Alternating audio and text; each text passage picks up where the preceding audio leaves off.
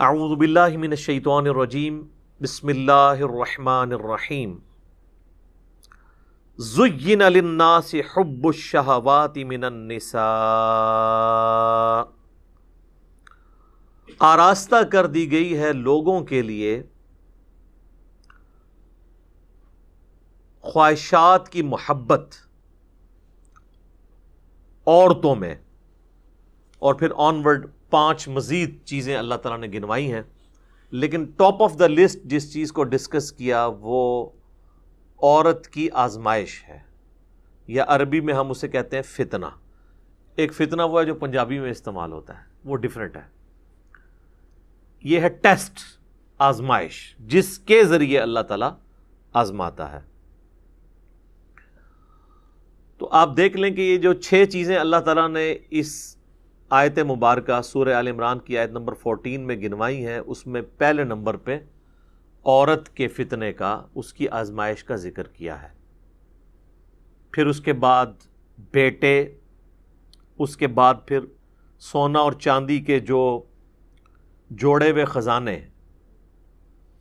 یعنی کرنسی آج کی ماڈرن فارم، اس کے بعد نشان لگے ہوئے گھوڑے، آج کی ماڈرن فارم مہنگی مہنگی گاڑیاں، اس کے بعد پھر چوپائے اور کھیتی، آج کل کے آپ پلاٹ سمجھ لیں، چاہے وہ زرعی اراضی ہو یا دوسری ہو، اور مال مویشی تو ہم ویسے ہی ایک ٹرم کے طور پہ استعمال بھی ہوتا ہے۔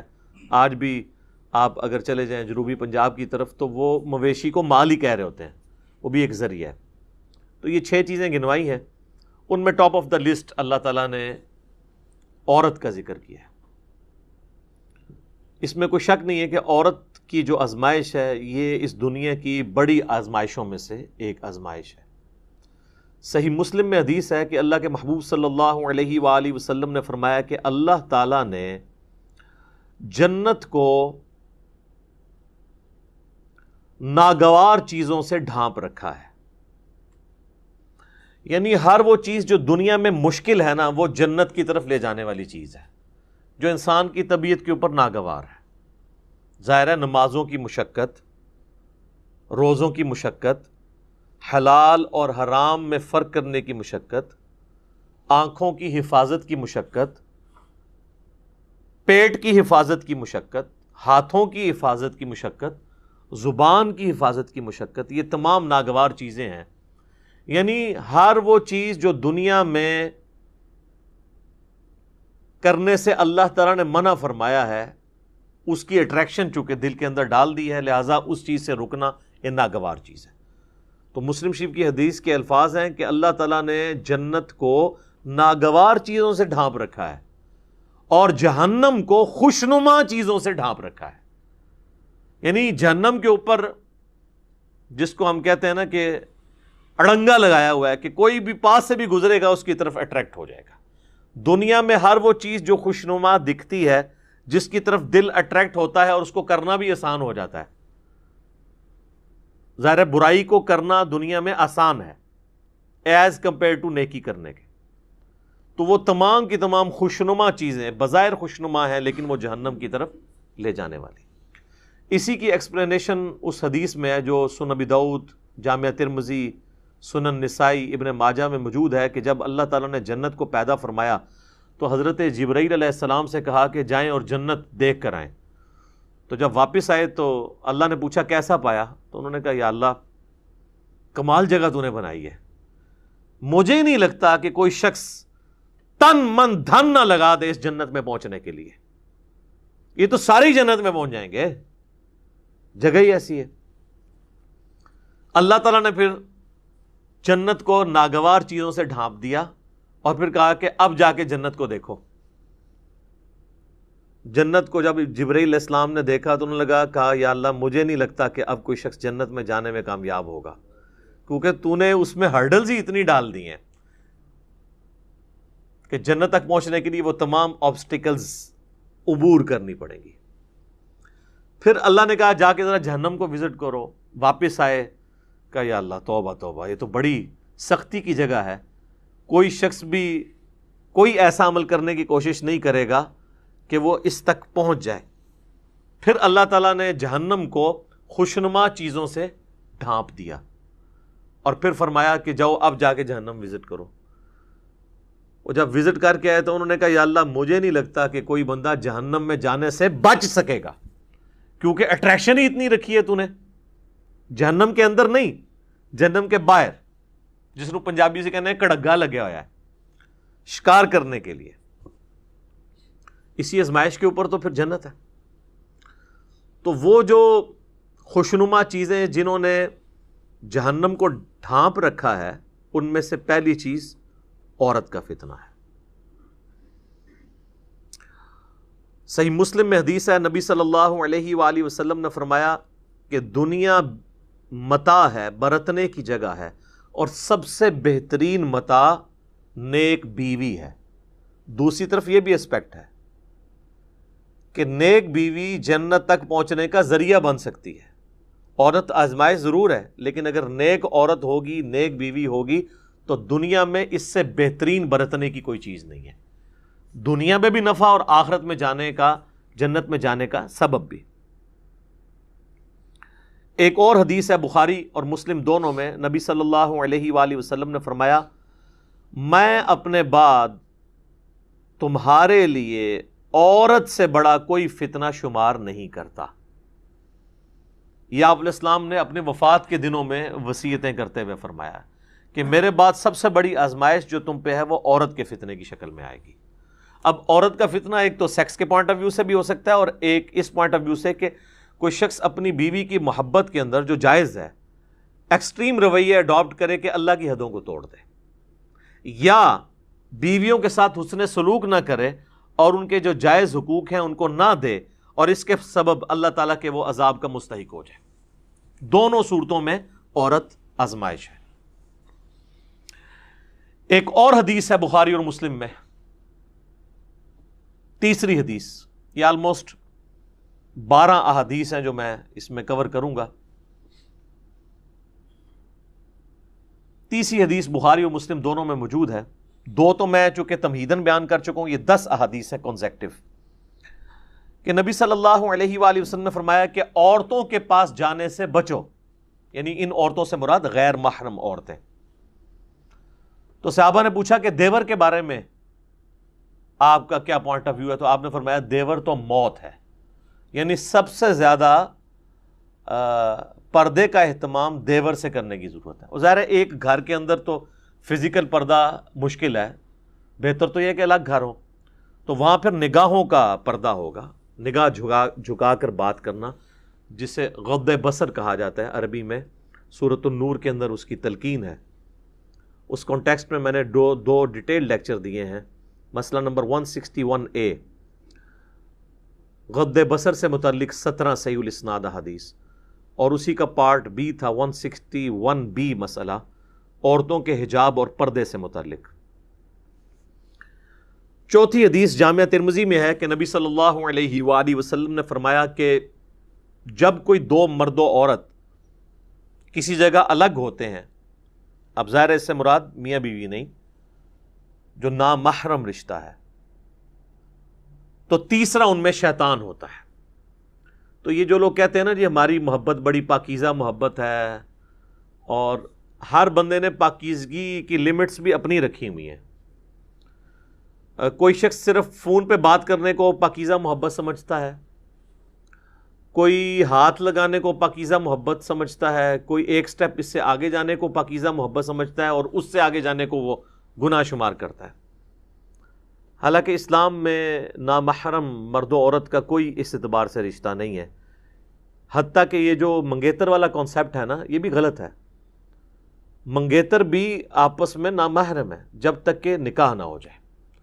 آفیشیل بانڈنگ جو شریعت میں ہے وہ نکاح کا بانڈ ہے. تو بہتر یہ ہے کہ یہ منگنی کرنے کی بجائے نا نکاح ڈائریکٹ کرنا چاہیے. اس کے بعد اگر مرد و عورت آپس میں فون کے اوپر رابطہ رکھنا چاہتے ہیں تو وہ ضرور رکھیں، لیکن فون تک ہی، اس سے آگے نہیں. کیونکہ نکاح کے بعد جب تک رخصتی نہ ہو تو مرد و عورت آپس میں کوئی بھی کسی قسم کا تعلق قائم نہیں کر سکتے، ورنہ تو یہ معاشرے کی جڑیں ہی پھر کٹ جائیں گی. اور اس قسم کے کیسز پھر سامنے آتے ہیں اور وہ آپ جوڈیشری میں بھی پروف نہیں کر سکتے، اور پھر معاملات کہاں سے کہاں بگڑ جاتے ہیں.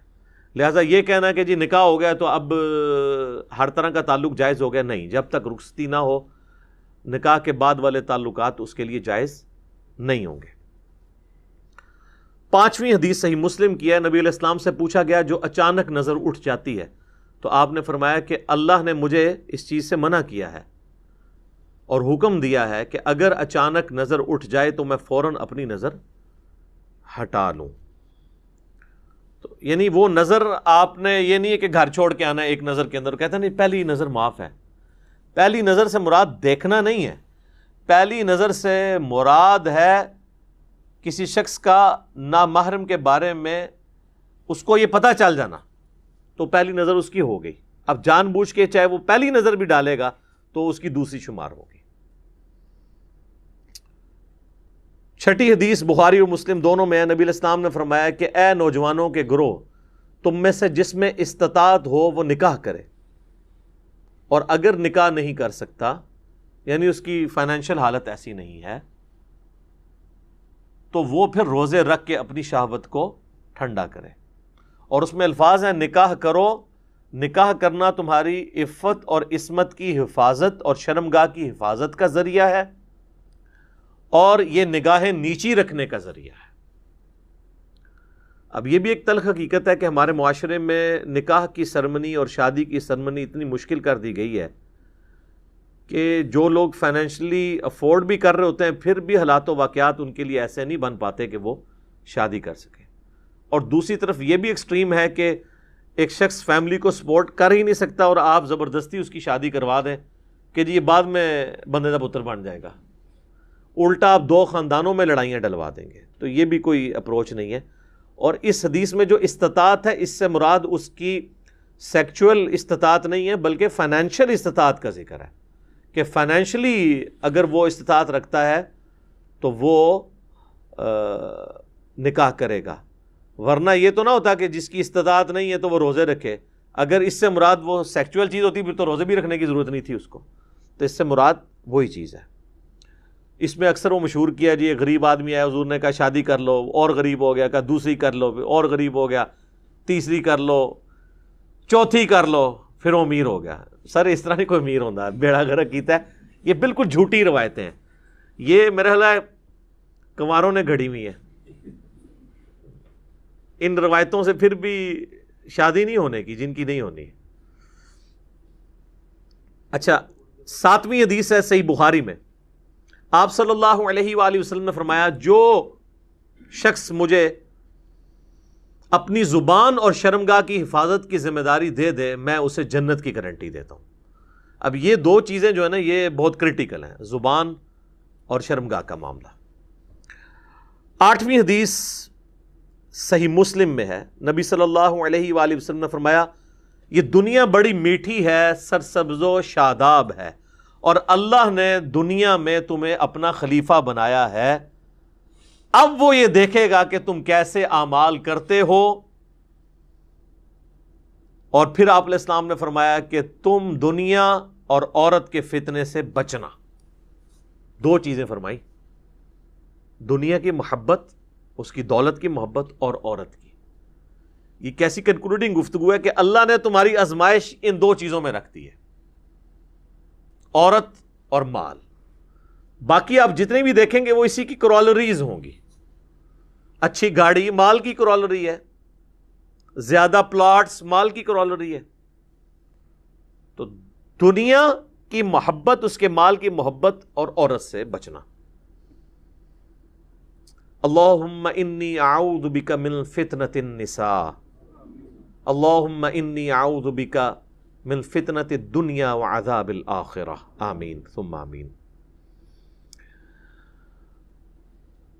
9ویں حدیث جامعہ ترمذی میں ہے، نبی علیہ السلام نے فرمایا تم نے کوئی بھی 2 محبت کرنے والے میاں بیوی سے بڑھ کر نہیں دیکھے ہوں گے۔ یعنی یہ حقیقت بات ہے، دنیا میں جو اللہ نے محبت میاں بیوی کے درمیان رکھی ہے نا، اس طرح کی ایکسٹریم محبت اور کلوزنس کسی بھی اور رشتے کے اندر نہیں ہے۔ اسلام میں خاندان کی اکائی ہی میاں بیوی ہیں۔ ویسے انڈیا پاکستان میں تو ماں باپ کو ذرا اوپر کا درجہ دیا جاتا ہے، وہ جس لیول پہ درجہ ہے وہ اپنی جگہ ہے، لیکن جو بیسک یونٹ ہے نا خاندان کا، وہ میاں بیوی کا رشتہ ہے. اسی لیے تو مسلم شریف میں آتا ہے نا کہ شیطان کا تخت پانیوں پہ لگا ہوا ہے. جو آج کل کے ماڈرن اسکالرس کا موقف ہے، ہو سکتا ہے یہ برمودا ٹرائنگل پہ ہی شیطان کا تخت لگا ہو، اور وہ شام کے وقت اپنے سارے چیلوں سے رپورٹ لیتا ہے.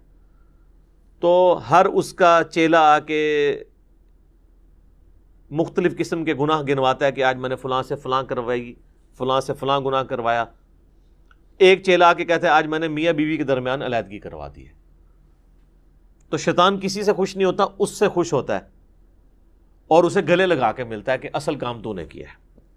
کیونکہ میاں بیوی کے درمیان جدائی ہو گئی تو اولاد تو ویسے ہی گئی، معاشرے کے لیے ناسور بن گئی اولاد بھی، اور بعض اوقات ایسی عورتیں یا ایسے مرد بھی ناسور معاشرے کے لیے بن جاتے ہیں اگر دوبارہ ان کا پیچ اپ نہ کہیں پہ ہو سکے. تو تم نے کوئی بھی محبت کرنے والے میاں بیوی سے بڑھ کے نہیں دیکھے ہوں گے. 10ویں حدیث صحیح مسلم میں ہے، نبی صلی اللہ علیہ وآلہ وسلم نے فرمایا سبحان اللہ کہنا بھی صدقہ ہے، الحمدللہ کہنا بھی صدقہ ہے. یہ صدقہ پنجابی والا نہیں، عربی میں صدقہ کہتے ہیں نیکی کے کام کو.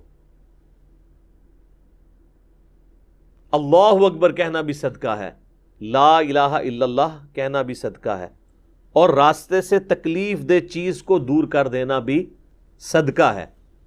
امر بالمعروف و نہی عن المنکر، لوگوں کو نیکی کا حکم دینا اور برائی سے روکنا، یہ بھی صدقہ ہے. حتیٰ کہ تمہارا اپنی بیویوں کے ساتھ ازدواجی تعلق قائم کرنا بھی صدقہ ہے. باقی ساری باتیں تو صحابہ کو سمجھ آ گئیں.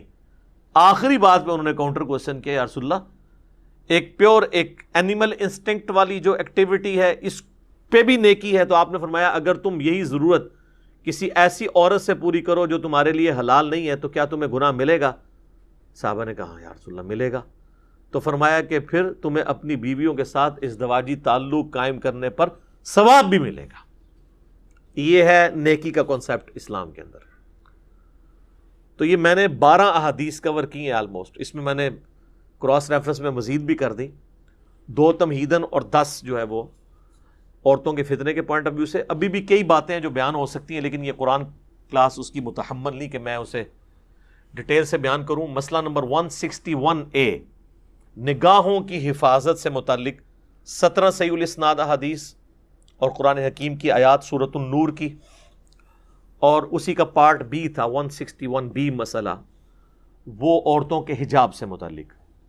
اور ایک اور میرا لیکچر ہے مسئلہ نمبر 51، رزق حرام کی مذمت، دنیا پرستی کا انجام اور اس کا علاج. اس میں نے 11 آیات قرآن حکیم سے کراس ریفرنس کے طور پر دنیا کی مال کی محبت کے حوالے سے ڈسکس کی ہیں، اور 17 صحیح الاسناد احادیث بھی اس میں ڈسکس کی ہیں. آج اس ڈیٹیل میں جانے کی ضرورت نہیں ہے. بہرحال چونکہ یہ ایک کریٹیکل ٹاپک تھا اور پوری دنیا میں مانا جاتا ہے. فرائیڈ بھی یہی کہتا ہے کہ دنیا میں سب سے امپورٹنٹ جذبہ جو ہے وہ سیکس کا ہے، باقی ساری چیزیں بعد میں آتی ہیں. اور دیکھیں کسی حد تک قرآن نے اس کی بات سپورٹ کی ہے، یا آپ کہہ لیں کہ اس نے قرآن کی بات کو سپورٹ کیا ہے، ظاہر ہے وہ تو بعد میں آیا ہے.